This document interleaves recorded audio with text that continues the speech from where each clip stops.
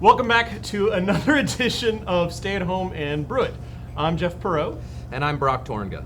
And today we're coming to you a little bit later than normal. Today we had a lot of orders coming in, so we appreciate all your orders and all your support. But we kind of wanted to make sure we had it all done before we went on, so we're a little bit later. Friday, so we're having a beverage. That is true. Hopefully you all are. Yes, and cheers to you. Cheers. So one of the things we thought about is we thought we would talk about something that's very, very controversial.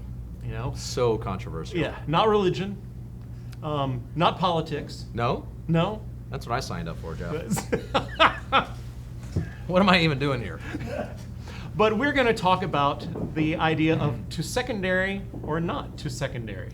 So do you guys secondary your beers or no? It's a good question. I would oftentimes I would tell people, no, I don't secondary. But in fact, if you look at it, I probably do. So we're going to break all of this down for you. So, okay, let's go, first with the idea of we're talking about secondary. What exactly is that?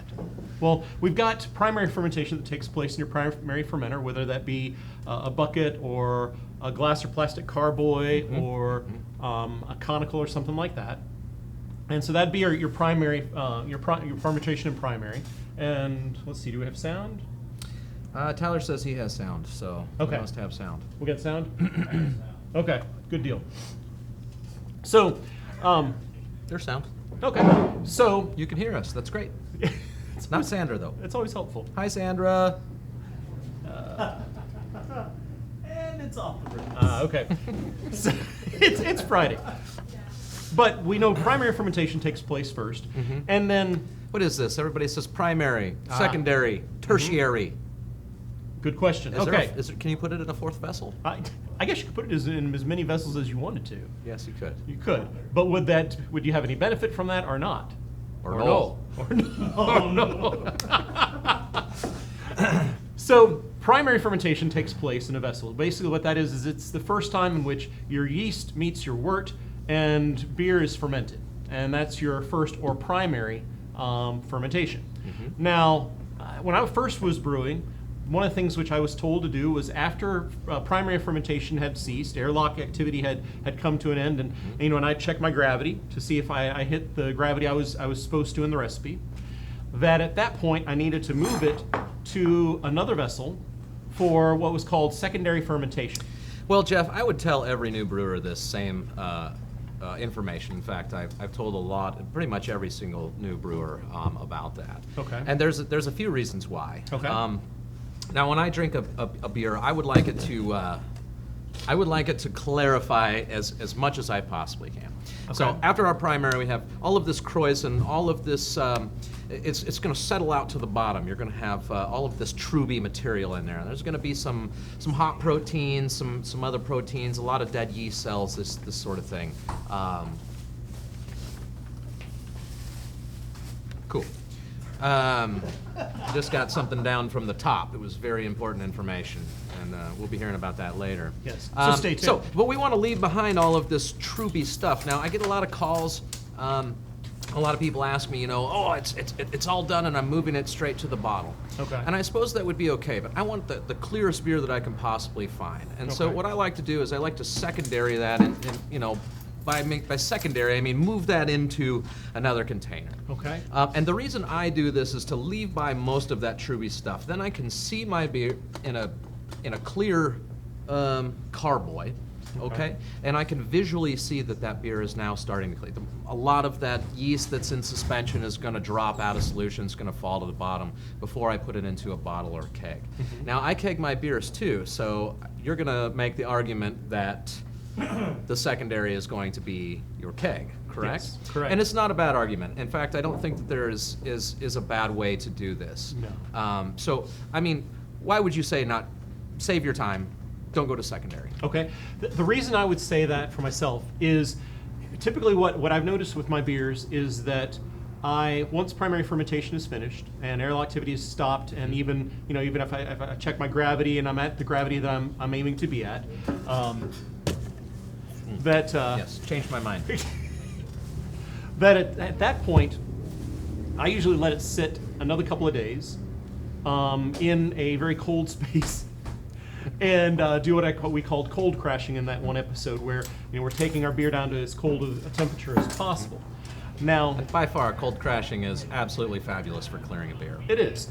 And so then I take a couple extra days there, and then I move it into the keg. And the reason I move it into the keg, and instead of moving it into another vessel, like a carboy or something like that, something different, prior to putting it in the keg, is because, one, I'm a little bit nervous about introducing oxidation into the beer, or possibly something getting into it during the process of racking it into the vessel and then going into another. Which is a very valid point. If you're not working very, very clean, what I like to do is to take CO2 and purge everything that I have. So I've actually never really noticed any oxidation. I've never had a problem with that, unless an airlock has gone dry or something like that, and it's really been allowed to show. But yes, you absolutely can get pickup of oxygen. Yeah. And I would say though that for new brewers, I think new brewers can benefit from doing the secondary. One, because it gives them some experience in establishing some sort of process. And I did it for a number of years until I finally thought about this, and I thought, why don't I just move it into the keg? Now I will say, when I do my kind of secondary in the keg, one of the things that happens is probably the first 2 to 3 pints of beer are just a murky mess. Sure. So I end up losing those, and then after that I get clear beer coming out. Okay. Now somebody in here mentioned the Stokes law. Okay. Tells us time and temperature dictates beer clarity, not the use of secondary vessel. Okay. Which I would agree with, right? And I'm not going to argue that at all. What I would tell you is the reason I like to move it into secondary is I believe in giving beer its time. Okay. So many brewers want to brew their beer and have that beer ready to drink, and I understand this. My argument would say brew more beer and just do it on a schedule to where you always have some beers coming out. But I like to give time for that beer to mature. And I like to do that in a secondary vessel. And I love your argument. I think it's just fine to go straight to a keg. And yes, it is a secondary, especially if you're going to put it into this keg. The keg is never going to be moved. It's going to sit in your kegerator, and you're going to pour beer. But say I want to take this out to the ball game and sit in the lot out there or something like that. Then I know my beer is going to be shook up. So I will want that beer to be as clean as I possibly can by the time I get it into that keg. In some situations like that, for instance, whenever my buddy and I are bringing beers to Bluebonnet, and I'm of course bringing them from Fort Worth, he's bringing them from up near Plano, in that area. One of the things he and I both do actually is any of the beers that we're bringing to Bluebonnet, which Bluebonnet's our local, one of our biggest local homebrew competitions here in the area. It's actually the biggest single-site homebrew competition in the United States. And there'll be kind of a club night and we serve beers.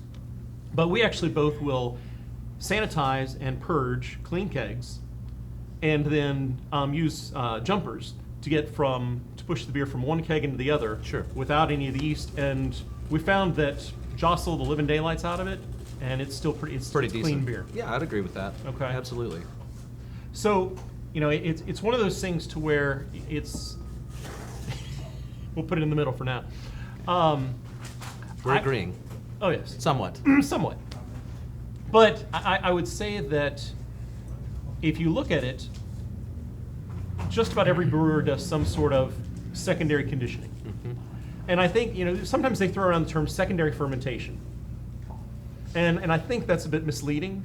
Yes, nothing is really fermenting there. No. Unless you have, if I was doing a brood or something, I'm going to take it down even further there. Yeah, or if you were doing like a mixed culture fermentation, where you're going to ferment with a neutral ale yeast first, and then move it into another container to inoculate it with, lactobacillus or pediococcus or something like that. Moose is watching. What's up, Derek?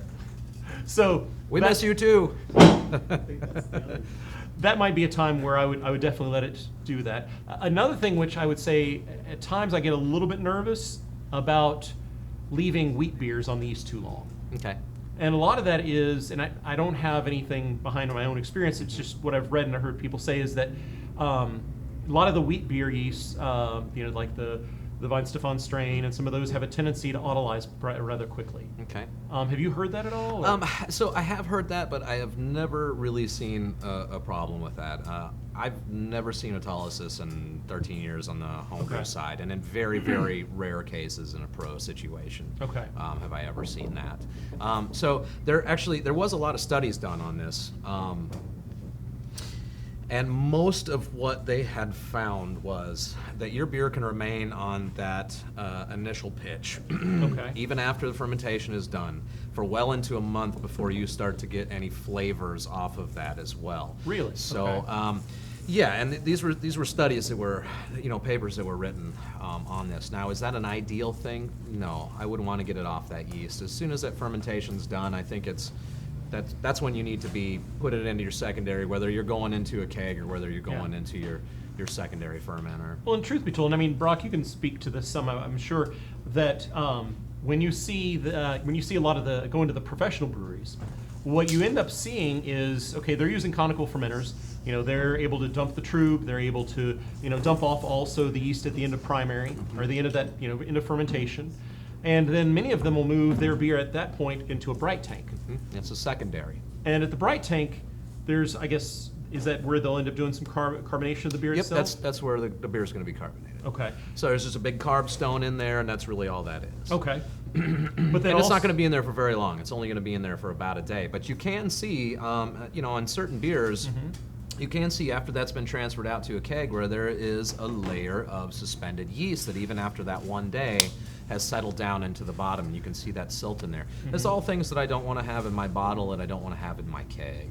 And that, again, that's why I'm for secondarying. But shampoo is better. I go on first and clean the hair, and no, conditioner is better because I leave the hair silky and smooth.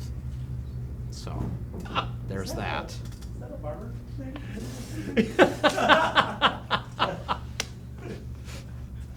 I was looking. Have I lost you? A little bit. I'm sorry. I was actually looking. Caleb on here was mentioning a few things about secondary as it being usually something which the yeast manufacturers and such will recommend against, based upon the risk of infection and oxidation, and the fact that you can leave, as you were mentioning, you can leave the beer on the yeast for an extended period of time. And I don't think that's the ideal situation, though. No. I mean, if you can. But don't worry, if you're out of town and you can't get home to transfer that beer, it's probably okay for another week. Yes. Don't throw it away. Don't throw it away, yeah. Unless it's just bad. Yeah. And I would say, another time possibly that I've seen of doing, moving it into a secondary container before kegging or bottling, that I've done in the past is when I'm doing other things to it, such as fruit additions, spice additions. Okay, sure. Or anything that's going to add any kind of cloud or extra to that beer. Correct. And I found that useful just because, I've tried doing the additions in primary and found out that I lose a lot of characteristics of what I'm trying to put in there, especially with fruit. Because then the fermentation kicks back up with a vengeance. Yep. And I'm not, suddenly the fruit, sugars in the fruit are fermenting out, or the yeast is fermenting the sugars in the fruit, and I'm not getting the fruit character in there that I'm wanting. Indeed. Which we actually did a great episode on that very thing as well. But I've got this, okay, how do I stop that risk of, is there a way for me to close transfer into a secondary? Oh yes, and in fact, that's something which I know a few of the guys here in the shop do, and I've done before too. You can do a closed, kind of a closed transfer into, moving your beer, and basically that can be done with, you have a little bit of a CO2 tank. You can rig up some tubing between your carboys and through the stoppers, and it's not too difficult to do. Yeah, you could even take it one step further. If you got some cash sitting around, is you could take a couple of corny kegs and you can actually just turn that into a little conical. As you can ferment pretty much any vessel that you can find, as long as you can close that vessel. Yeah. That's a whole nother topic. To airlock or no? We won't go into the airlock question today. But, getting back to things, I would say the majority of the people do some sort of secondary conditioning. whether that happens in a tank of some sort, or whether it happens in a carboy or a serving container. There's somewhere where you're allowing the yeast to spend more time falling out of suspension. And that's now, I'm not a secondary, but I also cold crash my secondary. Okay. So I'll put it into a secondary, I'll move that secondary into my kegerator, and that's where I like to mature my beer. Yeah. I brew a lot of beer, so I have a lot of different time schedules, and I can't always just get it into the keg at that time. So I think that's another reason. well, and actually, I was talking with Stubby a little earlier, and he mentioned something which I hadn't really thought of, which was the idea that he oftentimes suggests to new brewers to go ahead and secondary, because of the fact that when you're first learning, you're still learning how to siphon, how to move beer into your from your kettle into your fermenter and do things like that, and you end up dumping a lot of hot break, cold break, hop chunks from the boil. Yep. You end up sucking up a lot of stuff as you're moving it around, and All kind of stuff that we don't want in our finished product. correct. And so, especially for newer brewers, that can be something which can be beneficial. I'd say though, as you become a little more experienced with brewing, and you get your process down, and as you get more familiar with how to leave the the hop break behind, as well as the hop particulates or hop matter, as well as to siphon off without sucking up a bunch of trub. Sure.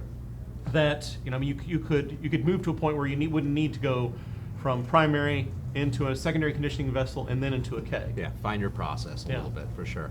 So I think either or though, I think it's a matter of preference. If you do one of these styles or the other style, and it works for you and you make fantastic beer, then by all means, keep doing it.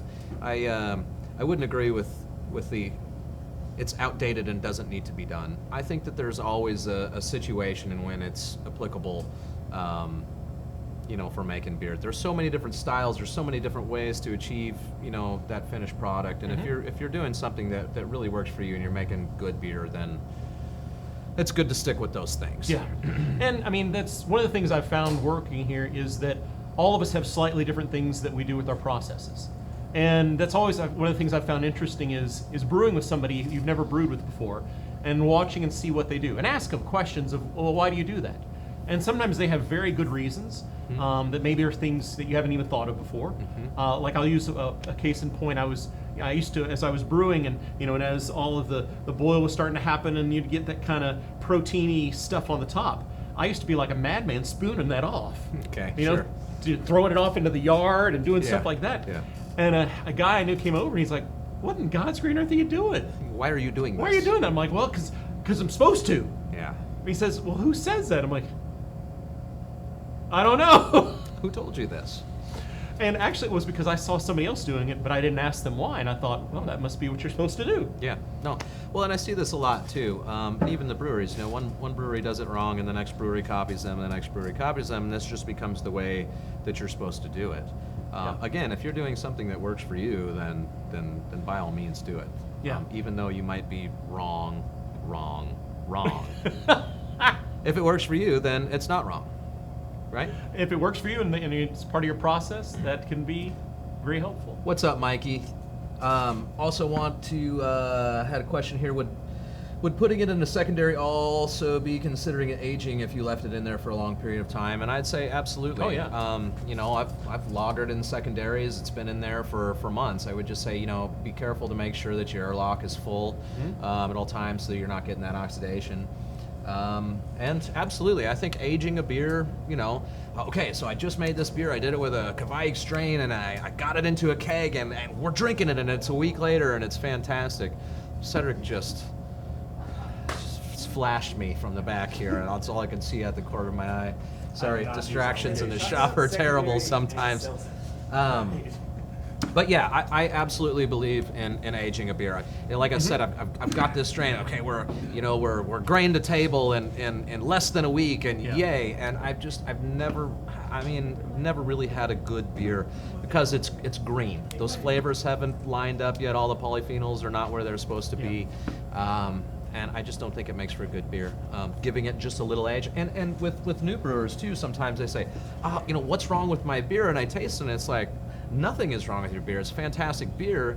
It's just really young. Yeah. It hasn't had that maturity to have that flavor profile kind of line up. Every beer has kind of a different cycle that it goes through, and it has this moment where it's getting better, and then it reaches kind of its peak, and will maybe plateau for a while, and that's where it's at its prime, and it's, you're drinking it, it's delicious, it's wonderful, and then it'll get a little less. It's not bad, but as it ages, it'll become a little less than what it was.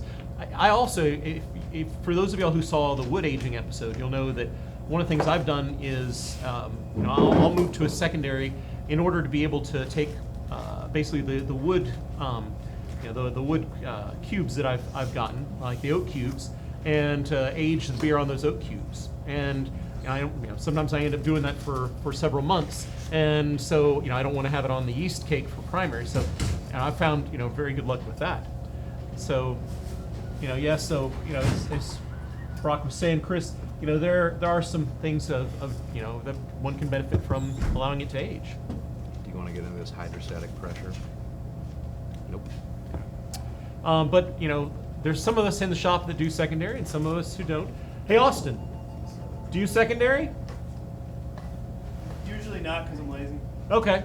Oh, because you're lazy. Perfect reason not to. I mean, same with me. With seltzers Cedric, going around. Do you secondary or no? I do both. Or no. I do both. You're a both kind of guy. I'm a both kind of guy. If I have time, I will. If not, I'll let her roll. Well, hey there. So there's always a situation, and if you have time, You don't have to be either or. You can just Okay. be both. I think that's acceptable. Thanks, bud. Is there anything else you'd like to say to our viewing audience? Hi, Mom. Hi, Mom. Now, I'd say just kind of a couple last things on particular movement of your beer. We wanted to show you a few things that, for me as a brewer, when I first discovered these, it was a lifesaver. Absolutely. Because my first beer, I had the tubing to siphon it, and I'm sitting here trying to fill it full of sanitizing liquid, and then get it in there, and then not allow the sanitizing liquid to come out, but then not stick my thumb in there, and Right. it was a mess. Did you ever have like the old school racking cane? Oh, yeah. Just not the siphon? Oh, So yeah. I've sanitized everything, and now I have to draw a siphon Oh, yeah. with my mouth? It's like, this isn't making any sense. Exactly. So the auto siphon, if you don't have one, we carry these auto siphons in a regular size, it's about a 3/8 and then a 1/2 inch larger one. And we also have small ones too, I've seen. Some minis, yeah. Yeah, the minis. A lot and of mead makers and gallon fermenters. these, if you don't have one, this is probably the best. Was it like $15, Yep. $16? Yeah, $11.95 I think on Yeah. that small one. I mean, it's probably one of the best investments I've had. 14? I don't Yeah, know. along with actually the auto siphon clamp, which we also have, and that's fantastic because then You can walk away. yeah, you can clip it on here, and it'll hold it there. You can walk away, do something else, move something else around, and you're not worrying about this thing getting to the bottom and sucking up a bunch of trube. Don't you know? Yeah, so no, and it's great, and you just throw the guy in your bucket of sanitizer that Yeah. day, and it's great for for transferring your sanitizer, great for transferring your beer. It works pretty good, and again, as long as you are you're thorough about your being sanitized and being clean, and also not jostling your beer around a lot that you could I don't think you're going to get a whole lot of enough O2 pickup, especially as fast as you can drink through 5 gallons of beer. Yeah. You're not going to really notice that oxidation. Correct. So I don't think we have any more. No, I do have a note here. Okay. Is Christina going to make an announcement? Christina, would you do you have a second? Okay. We'll tell you what, though, in closing, before Christina comes over here, one of the things, for those of y'all who are perhaps, wanting to see Brock and I go to fisticuffs over secondary versus not secondary, we didn't. Brock wins this round. I gotta give it to him. The fact of the matter is, Wrong. when it comes Not to at all. your beer, find out what works well for you. If you do have problems when you move something to another conditioning container, then maybe try something different. Maybe try to not do that. Maybe move it straight into your keg. If you're having problems with, getting the clear beer that you desire, maybe let it condition for a little while in, a secondary container before you move it into your keg. Try different things to see what works and do what works best for you in your process. Yep, I would agree. So, With that, we have a public service announcement that Christina, our illustrious and infamous, what's Christina's title? She's a shop manager. Shop manager. Our illustrious shop manager wants to make a statement to y'all. So here's the public service announcement from Christina. Am I standing? I don't even You get can a sit here. chair for No, this. absolutely Oh. you do. All right. This is my so as you can see from the running back and forth that we've been doing, we're just overloaded, which is a great thing. But in order to keep the accuracy on your orders to like close to 100%, we have to remain closed for a little bit, and we'll have to reevaluate in the middle of May 15th. So please continue checking the website for updates. We've got a special page. It's got all our procedures and all of our good stuff on there. Excellent. So again, thank you for all of your support. We will actually continue with a lot of these podcasts here in the future. We're going to talk. We got some other episodes coming up.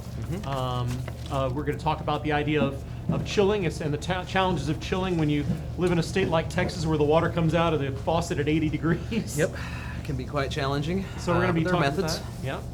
And so we got some other topics that are going to be coming up. And so if you have questions, please by all means ask us, send us emails or put them in the comments, and we will do what we can to get to them.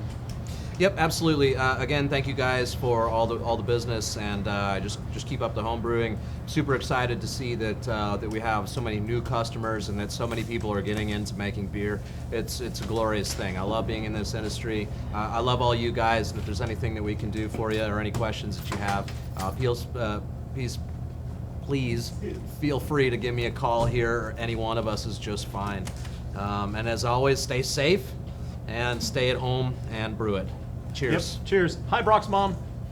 It's not Monday.